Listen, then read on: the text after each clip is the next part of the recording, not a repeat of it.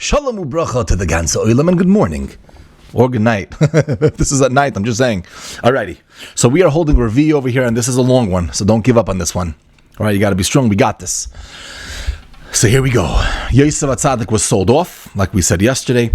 The brothers lost some of their respect for Yehuda, because when they saw Yaakov Avinu in so much pain, and he couldn't listen to anybody. He was in so much pain. They said, we would have listened to Yehuda if you would have said to bring Yosef back to the father. So you now, my friend, are demoted. So he was demoted, he was brought down.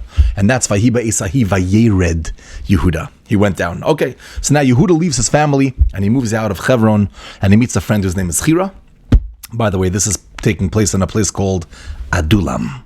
He then marries the daughter of Shua, and he has 3 children, Er, Oinan, and Shelah.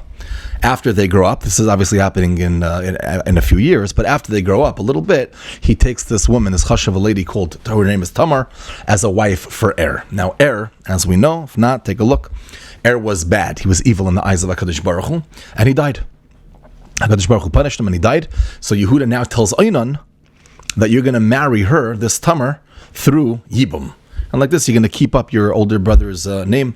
And as we know, he's also not too good in the eyes of HaKadosh Baruch Hu, and he as well is killed by Hashem. He dies.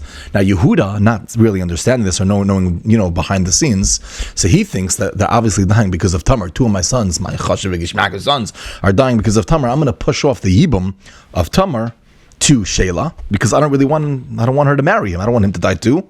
So he says, we're going to have to wait a shtickle. Okay, many years pass. And now Yehuda's wife dies.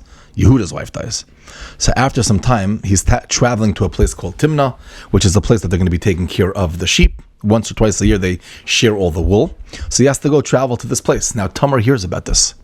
So she decides that she's going to go. There's a lot over here with Yibum and different Mafarshim, but she decides that she's going to go and she's going to cover herself up so she shouldn't be recognized by him. And she's going to sit at the crossroads, a place where women sit.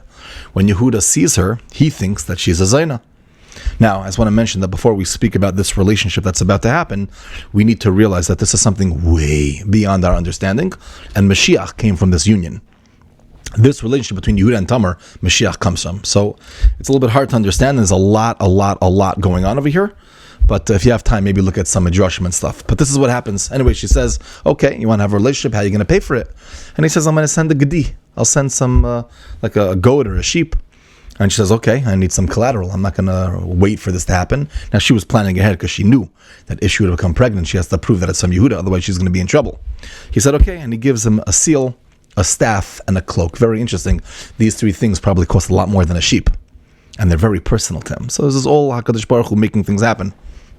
Okay, she ends up becoming pregnant from the relationship, and then Yehuda later on sends a goat, but obviously they couldn't find her because she left. And 3 months later, what happened? Exactly what she thought's going to happen. She becomes pregnant. And everybody sees, and everybody assumes, here she is. She's betraying the relationship between her and Shelah. And now she's Chayav Misa. She has to be burned. Dun, dun, dun, dun. Yehuda gives a psak. They ask Yehuda, what should we do? He says, yeah, we have to kill her. We have to burn her. And then on the way to being burnt, being killed, she sends the 3 items. And she says, the one who owns these 3 things, the owner of these, is the father of these children. Do what's right. And amazing, she didn't want to embarrass him, so she didn't say straight out it was you. She said, whoever owns these 3 things, very, very deep what she did over here. Maybe one day we'll talk about it. Anyways, guess what? Yehuda, without any hesitation, publicly admits. Most people will be like, oh, it wasn't me. Trust me, she's lying. He's like, no, you're right, it was me.